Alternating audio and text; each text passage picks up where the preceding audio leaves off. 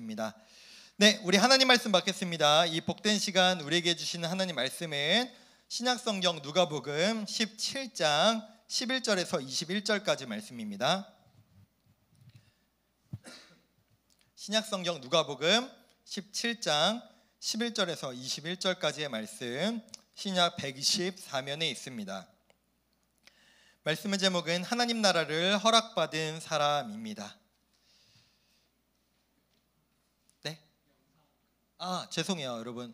그럼 우리 말씀 읽고 그 다음에 영상 보겠습니다. 네, 먼저 말씀 읽고 우리 영상 보겠습니다. 우리 한 절씩 교독하겠습니다. 예수께서 예루살렘으로 가실 때에 사마리아와 갈릴리 사이로 지나가시다가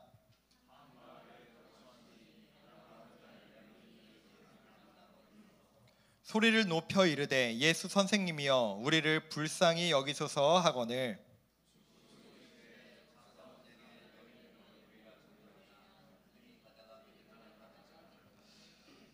그 중에 한 사람이 자기가 낳은 것을 보고 큰 소리로 하나님께 영광을 돌리며 돌아와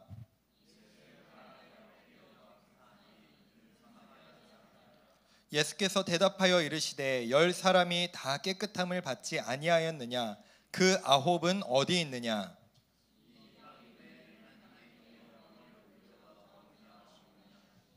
그에게 이르시되 일어나 가라 네 믿음이 너를 구원하였느니라 하시더라.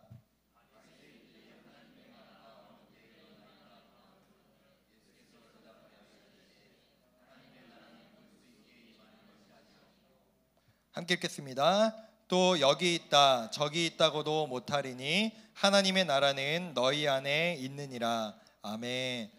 네, 제가 짧게 소개해드리고 우리 영상 한 가지를 좀 보려고 해요.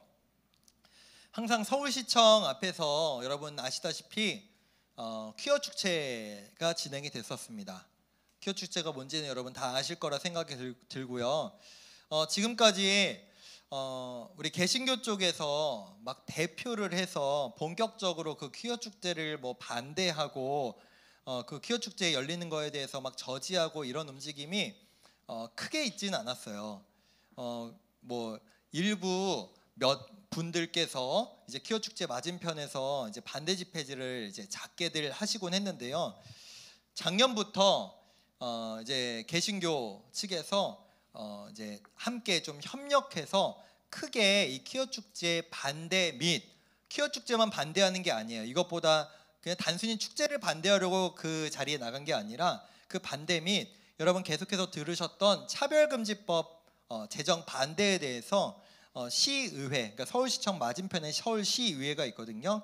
그 맞은편에서 집회를 진행을 했습니다.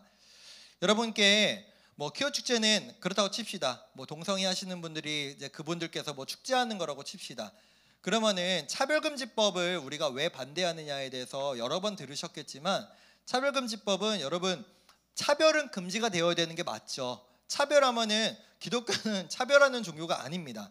그러나 이 차별금지법 안에는 독소 조항들이 있습니다. 어떤 것들이 있냐면 이런 거죠.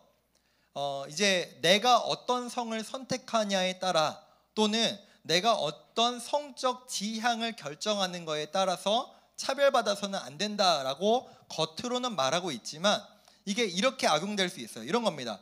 여러분 이번에 우리가 수련회를 갑니다. 그쵸? 근데 제가 저를 목사라고 하지 마시고 제가 이렇게 말하는 거예요. 나는 남자지만 육체는 남자지만 나는 내 스스로 나를 여자라고 생각해. 그러니까 나는 이번에 수련회 가서 여자 화장실 들어갈 거고 여자 샤워실 들어갈 거야 라고 하는 거를 이 차별금지법이 제정되면 막을 수가 없어요. 이해가 되세요? 이해가 되십니까? 그러니까 단순히 동성애 하는 사람들을 차별하면 안 된다 이런 문제가 아니라 그걸 이제 더욱 뛰어넘어서 저는 이 자리에서 하나님 말씀을 선포하는 사람이잖아요. 저는 세상 지식을 전하는 사람이 아니잖아요. 저는 이 자리에서 하나님께서 말씀하신 창세기에 나와 있는 원리죠. 하나님께서 세상을 창조하시고 사람을 창조하실 때 남자와 여자가 한 몸을 이루어 가정을 이루라 라고 말씀하신 하나님의 창조 질서가 진리라고 선포해야 되는 목사입니다. 그런데 저는 지금 이 자리에서 만약에 그 차별금지법이 제정이 된다면 동성애는 하나님이 원하시는 게 아닙니다, 동성애는 하나님께서 죄라고 말씀하셨습니다 라고 이 자리에서 설교하면 벌금을 내거나 법적인 처벌을 받게 돼요. 또는 제가 지금까지는 어떤 학생들이나 청년들의 주례를 해본 적은 없지만 혹여라도 나중에 남성 또는 여성 커플이 저한테 와가지고 우리 주례 좀 해주세요 라고 했을 때 나는 목사기 때문에 동성애 커플을 주례할 수 없습니다 라고 말하면 그것도 처벌받아요. 이해가 되세요? 이해가 되세요? 네. 여러분 오해하지 마세요. 기독교는, 특히 교회 개신교는 동성애를 차별하고 핍박하고 그 사람들을 미워하려는 것이 목적이 아니라 우리는 분명한 진리, 기준을 가지고 있어요. 우리 하나님의 말씀이 기준이죠. 근데 그 기준, 그 말씀대로 살아가지도 못하게 하고 또 우리의 생활을 어렵게 하고 그 진리대로 살아갈 수 없게 하는 차별금지법을 반대하는 겁니다.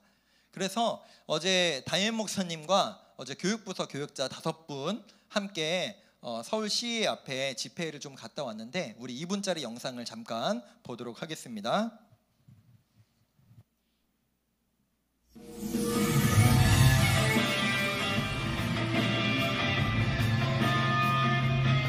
샬롬 대한민국! 평화 대한민국!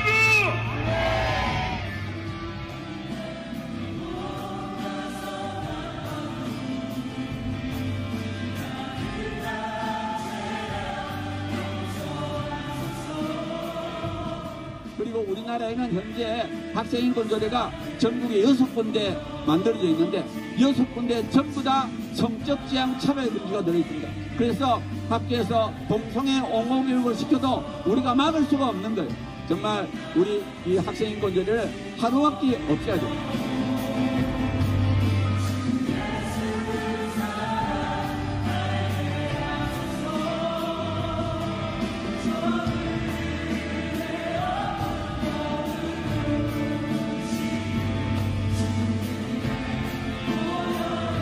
부끄러운 것이 없는 하나님의 인물이 되어다오, 진리의 사람이 되어다오.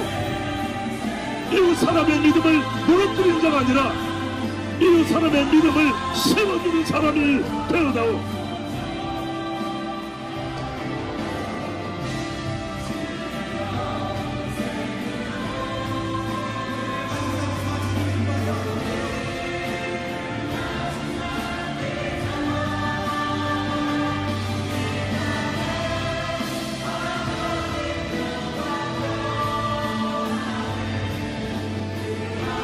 나는 대한민국의 거룩한 반파제입니다.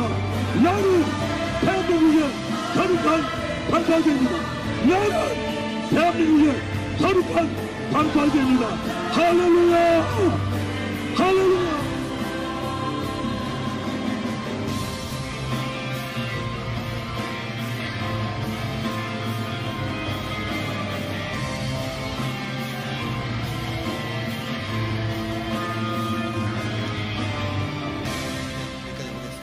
여러분 차별금지법에 대해서 궁금한 친구들은 1층에 내려가면은 파란색으로 유인물이 1층에 이제 비치되어 있습니다. 그걸 확인하시면은 조금 더 잘 확인할 수 있을 것 같습니다. 네, 이제 우리 함께 말씀을 보도록 할 텐데요. 우리가 2023년이 절반이 이제 끝났습니다. 어제가 7월 1일이었고 엊그제가 이제 6월 30일이었죠. 이제 6월을 마치고 이제 7월로 첫 주일을 맞이했는데 여러분은 6개월 동안 2023년의 반년 동안 가장 기억에 남는 사건이나 여러분의 어떤 기억은 무엇이 있나요? 어떤 게 있습니까? 제일 먼저 떠오르는 게 있어요. 2023년 내가 6개월 동안 고1로 고2로 고3으로 살면서 가장 먼저 생각나는 것. 저는 준비하면서 많이 바쁘기도 했고 부담이 되기도 했지만 그래도 저는 올해 이제 상반기를 생각하면은 교회 90주년 행사했던 게 생각이 납니다. 왜냐면은 여러분들도 이제 사행시로 이제 같이 참여한 친구들이 이제 대부분 있고 1층에 내려갔을 때 이제 먹거리도 있고 인생 네컷도 있고 또 뭐 뮤지컬도 있었고 막 여러 가지가 있었지만 여러분 하나의 교회가 90년이라는 기간 동안 이 한 지역에서 복음의 등대의 역할을 감당했다는 것, 또 그것을 기념하는, 여러분 10년 20년이 아니잖아요. 90년이잖아요. 내가 90년 동안 살 수 있을지 없을지도 모르는 그 기간 동안 그 교회의 지금까지 지켜오신 하나님의 그 은혜를 우리가 기억하는 그 행사 가운데 함께 있었던 거는 자체가 한편으로는 참 의미가 있고 감사해야 될 내용이 아닌가라는 생각을 합니다. 혹시 여러분은 올 한 해를 돌아봤을 때 기분 좋은 일이 먼저 떠오르시나요? 아니면 기분 나쁘고 슬픈 일이 먼저 떠오르시나요? 우리는 지난 주일에 다니엘 말씀을 통해서 우리의 삶 속에서 우리의 육신의 눈으로는 분명하게 우리가 볼 수는 없지만 이 세상에 강해 보이는 그 힘으로 세운 나라들, 여러 나라들이 있었죠. 바벨론도 있었고 페르시아도 있었고 그 그리스 헬라 제국도 있었고 로마 제국도 있었지만 결국 그 무너지지 않을 것 같아 보였던 그 제국들은 모두 무너지더라도 하나님의 나라는 영원할 것이라는, 우리가 그 말씀을 함께 지난주에 말씀을 나눴습니다. 오늘 우리는 6개월 동안 우리의 삶을 지켜주신 하나님 앞에 맥주 감사 주일로 감사함으로 주 앞에 예배를 드리려고 하는데, 우리 함께 이런 말씀을 나누고자 합니다. 우리가 지난주에 나눴던 하나님 나라에 대한 내용, 오늘 성경의 마지막 부분을 보시면은 20절, 21절을 보시면요, 바리새인들, 그러니까 이 사람들은 예수님을 별로 안 좋아했어요. 이 사람들이 예수님 앞에 나와서 이런 질문을 합니다. 하나님 나라가 언제 옵니까? 하나님 나라가 도대체 이 땅에 언제 임합니까? 우리는 언제 갈 수 있습니까? 라는 질문을 예수님께 합니다. 이유는 간단해요. 여러분, 당시의 유대인들은요, 하나님 나라가 임한다는 것에 대한 개념을 무엇이라고 생각했냐면요, 사실은 그냥 보통 일반 사람들이 생각하는 것과 똑같이 생각했어요. 이런 거죠. 우리는 하나님을 믿는 사람들이고 우리는 하나님의 거룩한 백성들인데, 과거에 있었던 바벨론, 과거에 있었던 페르시아, 과거에 이제 알렉산더 대왕 때 엄청나게 성행했던 그 헬라 제국, 그리고 지금도 자신들을 다스리고 있는 로마 제국, 이런 제국들이 그 주변 나라들을 모두 다스리고 강력한 힘을 가지고 있었잖아요. 그러다 보니까 당시 유대인들이 가지고 있었던 하나님 나라에 대한 개념은 이거예요. 하나님을 믿는 하나님 나라 백성인 우리가 로마 제국과 같이 주변 민족들을 모두 이기고 제압하고 이스라엘 제국을 이루는 것, 그것이 이 당시에 유대인들이 생각하는 하나님 나라가 임하는 거다라는 생각을 했습니다. 그러니까 바꿔 얘기해보면 이 사람들도 사실은 세상의 기준과 별다를 바가 없었던 거예요. 우리도 힘을 얻고 싶다, 우리도 다른 사람들을 위에서 다스리고 군림하고 싶다, 그게 하나님 나라다라는 생각을 했던 것이죠. 근데 예수님은 그들의 질문에 대해서 이렇게 대답하세요. 하나님 나라는 이미 임했어. 하나님 나라는 이미 왔는데, 그리고 그 나라는 너희 안에 있다라고 말씀하십니다. 그런데 이 하나님 나라에 대한 말씀이 나오기 전에 우리가 앞쪽에서 읽었던 한 가지 사건이 하나가 있었습니다. 성경은요, 여러분, 정말 아무 생각 없이 막 쓰지 않아요.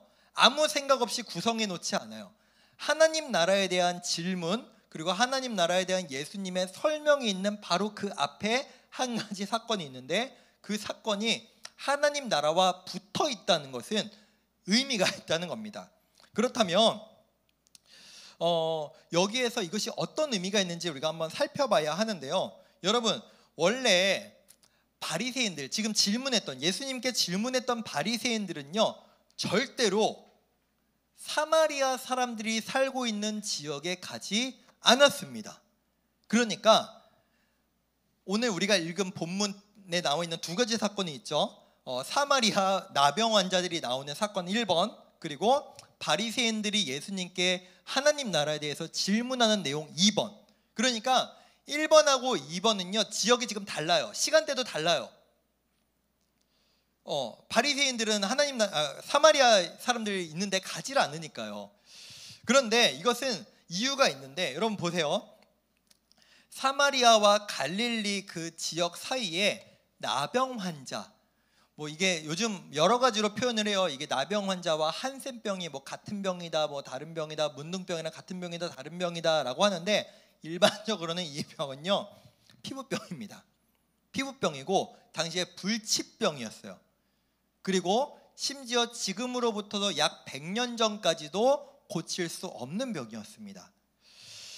이 사람들은 피부병이었기 때문에 여러분 피부병 있는 사람들이 여러분 주변에 있으면 여러분 가까이 가고 싶지 않겠죠. 뭐 그냥 일반적으로 그럴 거 아니에요.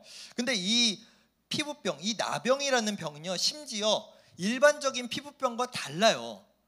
이 피부병은요 살이요 문드러집니다. 무슨 얘기인지 아세요? 여러분 진흙 같은 거 이렇게 뭐 단단해 보여도 이렇게 누르면 눌리잖아요. 밀리잖아요. 사람 피부가 그렇게 돼요. 그래서 제가 그 나병에 걸리신 분, 한센병에 걸리신 분들을 제가 중3에서 고1 때 저 소록도라는 섬에 가가지고 봉사하러 수련회 겸 갔었거든요.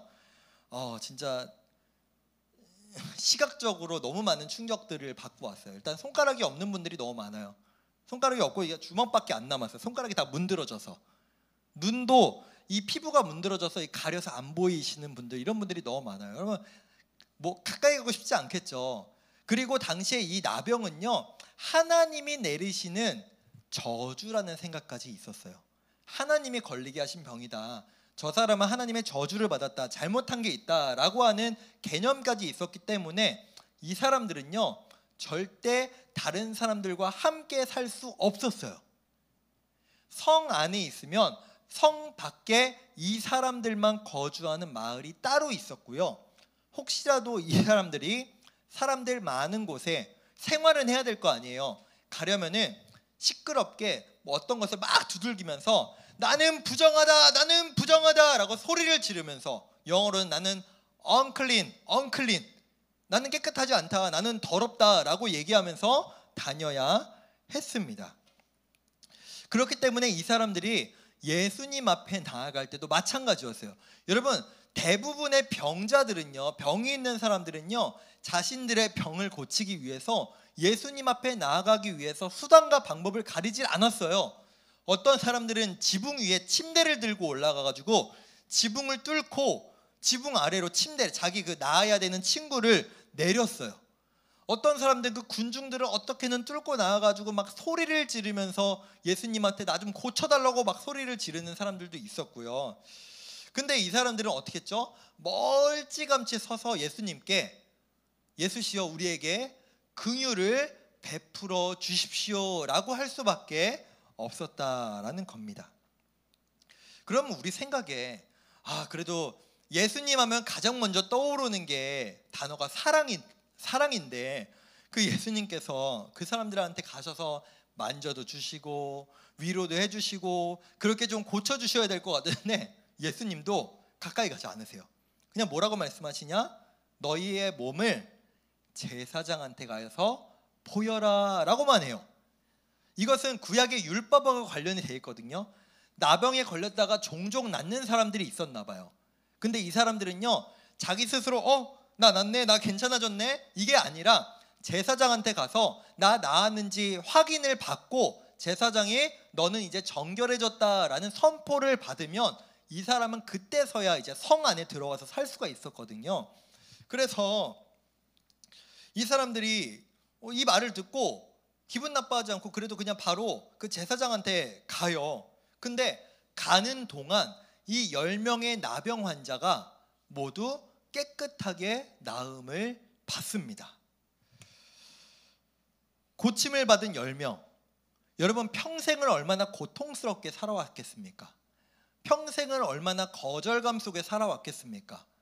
평생을 얼마나 자기 자신을 저주하며 또는 하나님을 원망하며 정말로 고통스러운 삶을 살았겠어요.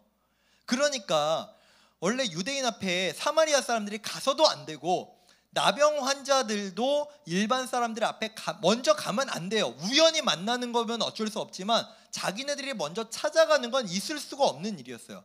그거를 불구하고 예수님 앞에 나아갔다는 거는 정말 큰 마음을 먹고 간 거예요. 그런데 나음을 얻었죠. 근데 여러분 결과가 뭐죠?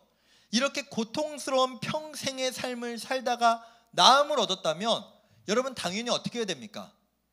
그 다음 행동이 뭘 해야 돼요? 뭘 해야 돼요? 말해봐요. 뭘 해야 돼요? 나를 낫게 해줬어요. 내가 평생 동안 힘들었는데 그 병을 낫게 해준 사람한테 뭐 하러 가야 돼요? 감사하러 가야죠. 그게 당연한 거죠. 나를 낫게 해주신 분이 예수님이 분명하잖아요. 난 그냥 길을 걸어가고 있었던 것 뿐인데 병이 났는데 내 능력으로 난 게 아니잖아요. 그런데 오늘 본문을 보시면 그 10명의 나병 환자 중에 몇 명만 예수님 앞에 나왔다고요? 1명만. 나머지는 뭘까요?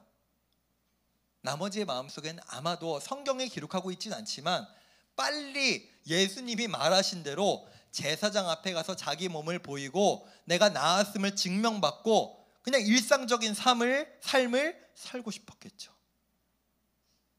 나는 나음을 얻었는데 나를 낫게 해주고 나를 정상으로 만들어주신 예수님은 안중에 이제 없는 거예요. 마치 내 몸이 정상인 게 당연한 것처럼 여기는 것이죠. 그러나 그 10명 중에 9명을 제외한 1명은 예수님 앞에 나와왔고 예수님은 그 사람 앞에 이렇게 말씀하십니다. 네 믿음이 너를 구원했다 라고 말씀하시는 것이 바로 이 첫 번째 이야기예요. 이게 바로 여러분 예수님께서 우리에게 말씀해 주시는 하나님 나라 이야기입니다. 그러면 왜 이게 하나님 나라의 이야기일까? 제가 지금부터 설명을 해드릴게요. 여러분 부정하기 때문에 성경에서 이걸 영어로 unclean이라고 한다고 했어요. 나는 부정하다라고 말하는 것은 나는 더럽다, 나는 깨끗하지 않다라고 말하는 거라고 했죠. 더럽기 때문에 부정하기 때문에 사람 앞에 나갈 수가 없어요.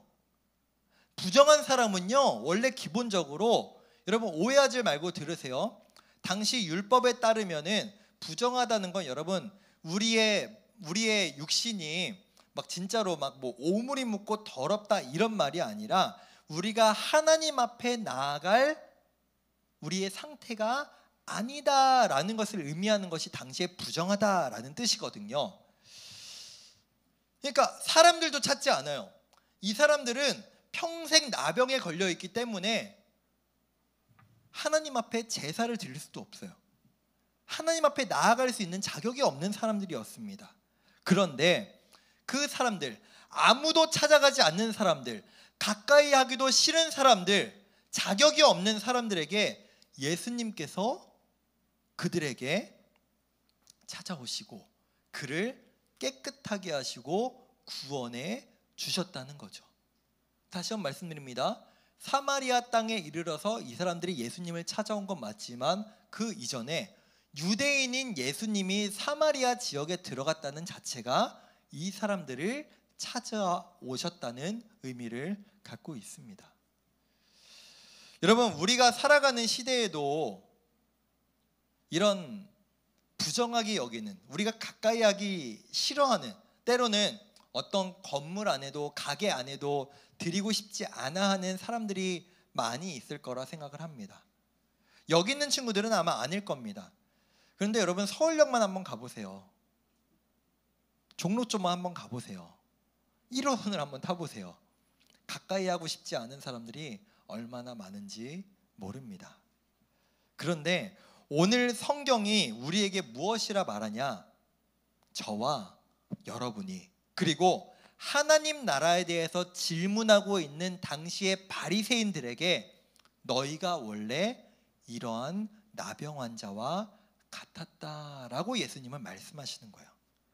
너희가 나병 환자였어. 원래 너희가 원래 하나님 앞에 나아갈 수도 없는 부정한 자, 더러운 자, 자격 없는 자, 그게 바로 너희의 원래 모습이었다.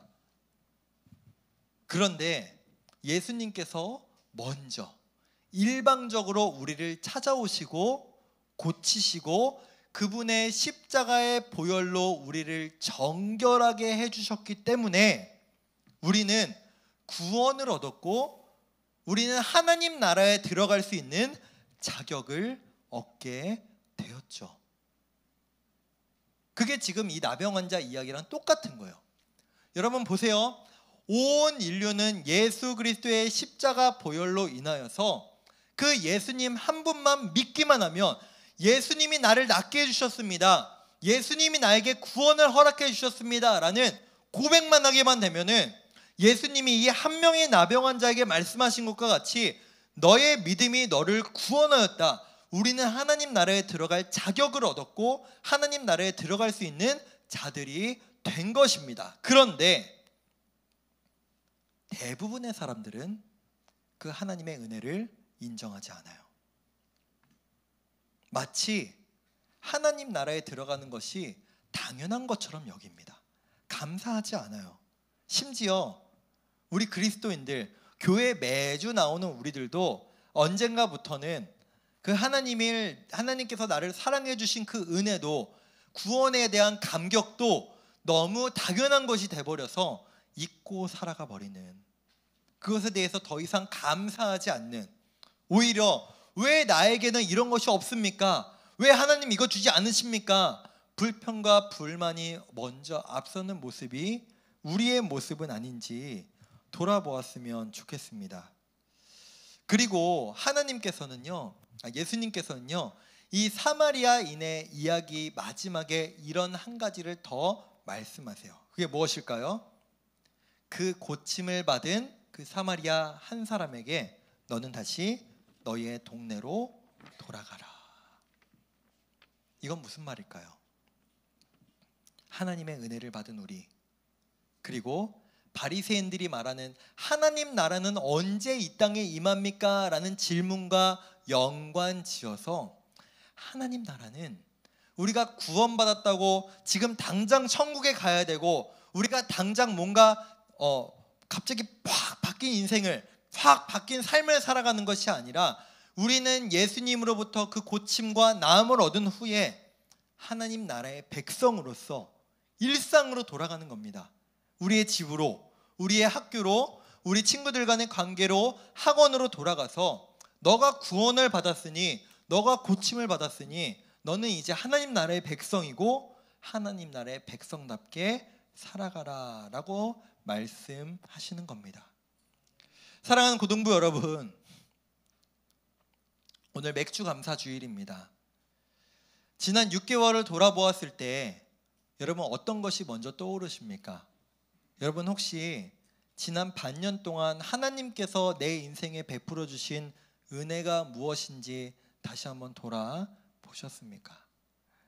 오늘 말씀을 통해서 우리는 두 가지를 기억했으면 좋겠습니다. 첫 번째, 이 나병 환자들과 같이, 심지어 사마리아인이면서 나병 환자와 같이 자격 없는 그 우리에게 베풀어 주신 그 은혜와 사랑, 구원에 대해 우리는 어떻게 반응하며 어떻게 그것에 대해서 감사하며 살아가고 있는지를 우리가 돌아봤으면 좋겠습니다.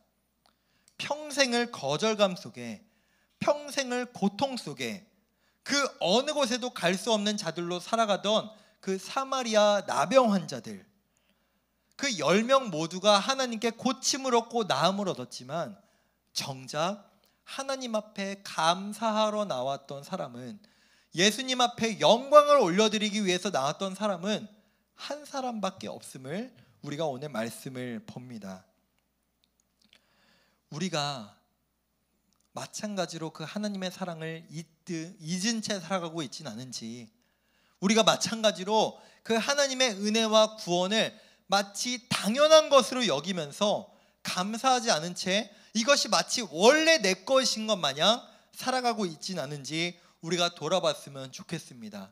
그러므로 우리가 드리는 이 예배, 매주마다 드리는 이 예배가 우리에게 당연한 것이 아니라 자격 없는 우리에게 하나님의 자녀라는 자격을 부여하여 주셔서 이 예배의 자리로 나와 하나님께 예배드릴 수 있다는 것 그 자체가 하나님께 감사할 수 있는 감사 제목임을 주 앞에 고백하는 우리가 되었으면 좋겠습니다.